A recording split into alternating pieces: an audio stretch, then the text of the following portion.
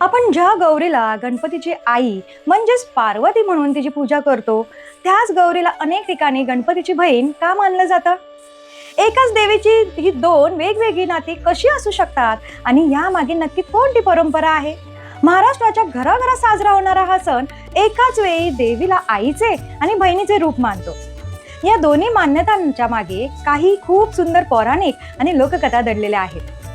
एक कथा जिथे गौरी आपल्या मुलाला म्हणजेच गणपतीला भेटायला येते, तर दुसरी कथा जिथे ती एक माहेरवाशीण बहीण म्हणून आपल्या भावाच्या घरी येते.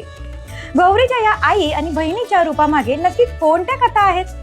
आणि मूळ प्रश्न, गौरी गणपतीची बहीण आहे की आई, यांची संपूर्ण माहिती सांगणारा आमचा व्हिडिओ नक्की बघा. हा व्हिडिओ कसा बघायचा? यूट्यूबवर पाहत असाल तर तुम्हाला कॅप्शन मध्ये हा व्हिडिओ दिसेल. इंस्टाग्रामवर स्टोरी किंवा हायलाइट मध्ये लिंक दिलेली आहे आणि फेसबुकवर कमेंट मध्ये लिंक आहे.